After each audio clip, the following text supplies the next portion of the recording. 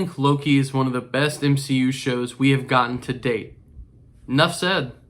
Hello everybody, welcome back to the channel. I'm Tyler Edwards, and today I'm going to be looking at Loki episode 6, the season finale. I say season finale instead of series finale because unlike WandaVision and Falcon and the Winter Soldier, Loki will have a season 2. It has already been renewed for season 2, and the end post-credit stinger is literally a picture of Loki getting a stamp on it that says Loki will be back in season 2. So there's that. So yeah, without further ado, let's get into the episode.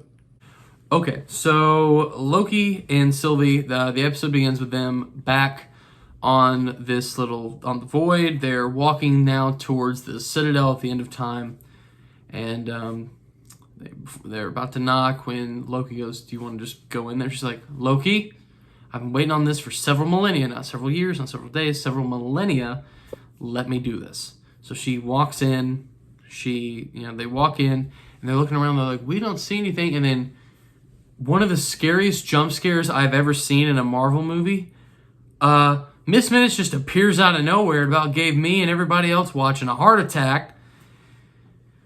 But no, for a minute though, Miss Minutes is kind of talking creepy about He Who Remains. And I'm like, for a minute, before she said He Who Remains, I thought, what the heck? I was like, is she the big bad? Because I was only joking, and I know there's other people jokingly theorizing that Miss Minutes was going to be the big bad of this season. Thankfully, we were wrong. Thankfully, she said there's He Who Remains. Now, after saying He Who Remains, I don't necessarily understand I know now that He Who Remains is a comic book character separate from the interpretation that we got in the show. However, then Miss Minutes kind of, she pops out of there, and they're still looking around for He Who Remains. They walk into this giant room with statues and notice the dust, and be like, well, he can't still be here. When, ding, they hear an elevator door open up. And then that's when the episode really turns on its head. So the elevator door opens up. Who do we see but Jonathan Majors? That's right, we get to see Jonathan Majors, the man who has been cast as Kang the Conqueror for Ant-Man Quantumania. We get to see him as a variant of Kang as the man who remains, or the one who remains. He's not specifically called Kang. I'm going to call him Kang for the sake of this episode, or this review. But this isn't officially Kang, but this is a variant of Kang. So yes, so if you're a Marvel fan and you were theorizing that Kang was coming, congratulations, you're correct. I thought after getting the Ralph Boner and the Mephisto misdirect in WandaVision and the Falcon and Winter Soldier had some theories that didn't come true. I can't remember which ones those were, but those didn't come true. So I'm glad that we got one right, but it doesn't mean that we should keep doing that. Anyways, so yeah, this character is the one who remains, and Jonathan Majors as the one who remains is so creepy and so eerie and so terrifying, and how calm and overjoyous he is, and just like it's so weird because they're like, Sylvie and Loki are like, what the fuck? And he offers them a deal. He goes, well, you can either kill me like you wanted to, or you can take over my spot. Both of you running the TVA, doing all of this. Two of you living on one timeline. Isn't that swell? And I'm like, what? Basically, he gives them the Willy Wonka and the Chocolate Factory. I'm gonna be leaving. I need somebody to take care of the place when I'm gone. I don't know why Willy Wonka's a New Yorker guy, but that's just who it is. Oh my gosh, I can't help but smile at this. But no, so Loki and Sylvie, they're like, well, we don't know. And then Kang's just like, well, that's the gambit. And after he gives them the deal, he goes, look, here's who I am, the one who remains. He reveals he was a scientist, and that he discovered time travel, and that eventually he started visiting other multiverses, and then a multiversal war broke out, which then he was the one that was victorious, created the sacred timeline, and stopped and put the other versions of himself kind of at bay. So the singular timeline, he's the only one left. So with that in mind, that's why he's the one who remains. He's the only one for the secret timeline. And he's telling them this, and Sylvie's like, you're lying. Loki's like, well, maybe he's telling the truth. And yeah, that's pretty much it for this part. With him just telling them who he is and all that. And this is the big part of the episode. However, there is a subplot, and yeah, I guess I'll just talk about it now. The subplot for this episode, it didn't ruin the episode, but it did kind of bog it down a little bit whenever it would cut back from Kang and the Lokis to literally Mobius. He's like, I'm going to burn, in the last episode he goes, I'm going to burn the TVA down. He goes, well, you're not going to be happy to see me. Wow, I'm Owen Wilson. I'm back in the TVA. That's a horrible Owen Wilson impression. The only thing I can say is, wow. That's it. But anyways, he goes into Renslayer's office, and literally he's like, all right, I'm going to take care of this. He turns the thing on, and he goes. She literally disarms him in a matter of seconds, and he's just laying on the back like, oh, yeah, yep, That's the chair making that noise, just so you know. The chair is squeaky, I'm sorry, but it was such a letdown for him to just be like, what do you know, I didn't work out, no, oh no, and then she just goes through a portal, and she's gone. Renslayer's gone.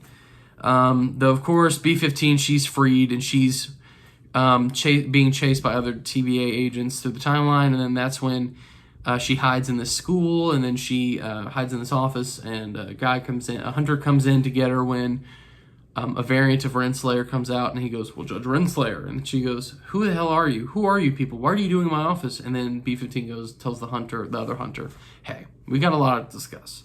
So basically what they've been doing is being like, that's not Judge Renslayer. We're all variants.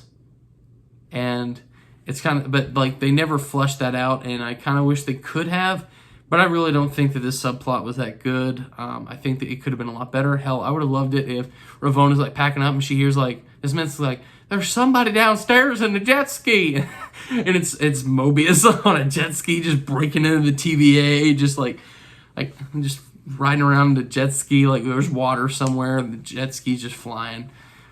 I would have loved that, but we didn't get that. We got this where he easily is overpowered by Renslayer and doesn't really put up a fight. But yeah, so we then, after that, all that crap, we cut back and we remain with the Lokis and Kang, so I'm going to go back to that. Okay, so basically, now we're back, Loki and Sylvie. Loki's trying to talk to Sylvie about this deal, and then Sylvie goes, how come we're not seeing this the same way? And then Loki comes to the realization. He goes, look, you can't trust. She was like, I trusted you. And he goes, that's it. You can't trust, and I can't be trusted. Which is heartbreaking because he cares for... I don't want to say he loves Sylvie, but he definitely cares for Sylvie, only for her not to reciprocate those feelings. Loki's down bad. How do I put this in, I guess, my generation's term? Loki's down bad. He's simping hard for Sylvie. But... him and Sylvie, then after that happens, they have a brief fight, and then Loki then eventually Sylvie's about to go kill Kang, and then Loki's steps in, her knife stops right at his throat. Then after that, if you watch the episode, she kisses him because she realizes that maybe that's a way he'll shut up and kind of be stunned for a moment. So because Loki and Sylvie kiss, and I kind of ship Sylvie and Loki, but at the same time it's kind of weird because they're variations of the same person. However, and I think they have good chemistry, but she kissed him, which I knew was going to happen eventually, but she kissed him, but you can definitely tell there was no love there from her end, because she was just pulled him in, kissed him, and he was like, whoa, and then she opens a portal with Kang's tempad and throws Loki back into the TVA. And Loki tries to go back, but the portal closes. And then Sylvie then throws Kang's desk out of the way, and Kang's looking at her, and Sylvie just stabs him. Now, before she stabs him, the timeline is already starting to branch, though as soon as she stabs him, the multiverse then begins. It's like the Big Bang. We get to see all these branch timelines. We saw one continuous timeline, and we saw a few little branches. But now we see, like, varicose veins. Like, if you had a grandmother or somebody in your family that has, spider varicose veins where it's just, like, all these, like, weird little, like, you know what I'm talking about? These little weird little squiggly lines are going everywhere. That's pretty much the timeline. The timeline now is not, like, it was very linear, and it looked like a thick, straight line, and now it's just everywhere, all right? It's everywhere. That means Doctor Strange is going to be working day shift, night shift, overtime. Also, he's having to do this by himself because Wong's over there going to fight the Abomination in a cage match because he's got him for 3 minutes. That's a Bonesaw reference from Spider-Man, if you didn't get it. Also, Spider-Verse, I mean, this confirms it if we're going to get the multiverse now. Where's Andrew? Where's Toby? Where's the trailer, Marvel? All right, so yeah, there's that. The multiverse is happening. Broke my mind. Broke a lot of people's minds. But yeah, so the multiverse begins, and we're not good. It's not good. But yeah, so Loki, it lands at the TVA,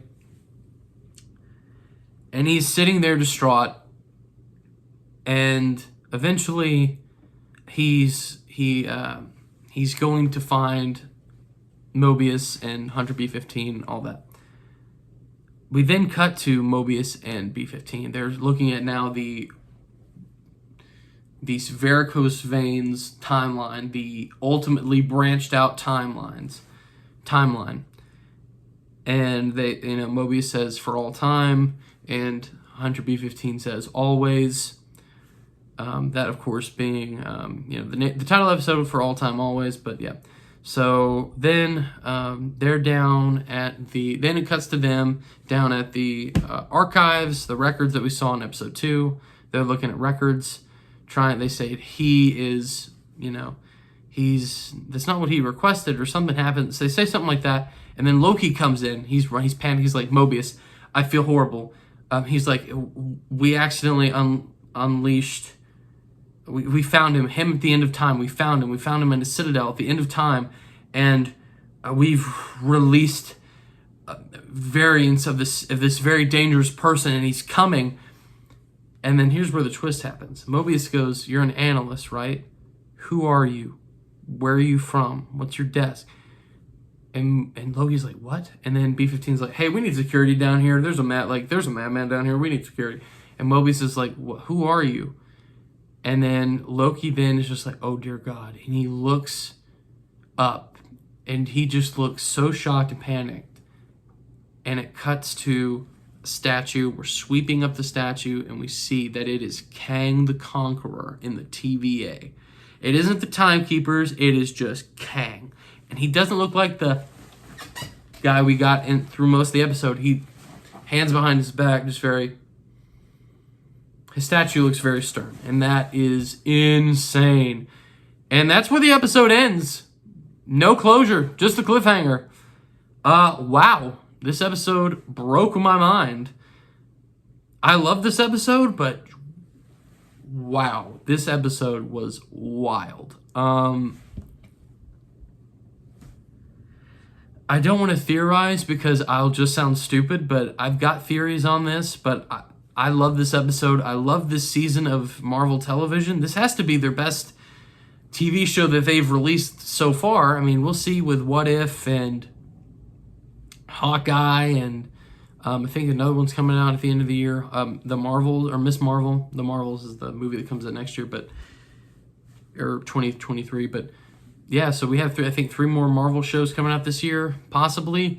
But as it stands with the 3 we have, I'd say it's Loki, followed by WandaVision, and then lastly, Falcon and Winter Soldier. Nothing against that. They're all great in their own right, but Loki so far has been the most steady-paced one, with only like one kind of filler episode, but the other episodes feels like we're carrying on this quick story, and it feels fresh. I didn't feel like I had my time wasted.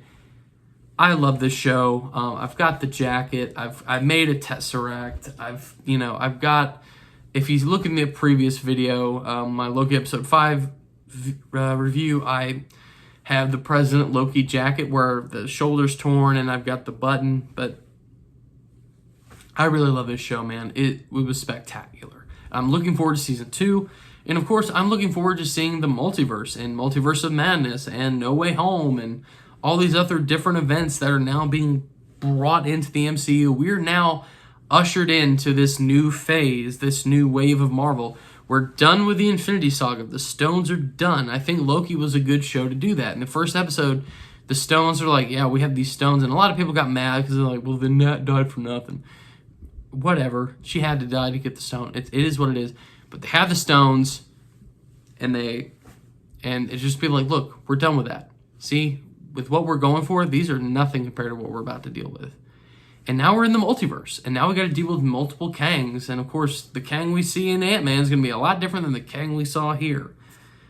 But yeah, so that's it for season 1 of Loki. Let me know what you thought down in the comments. Don't forget this video a like and subscribe wherever it says to subscribe at. Thank you all for watching, and have a good day.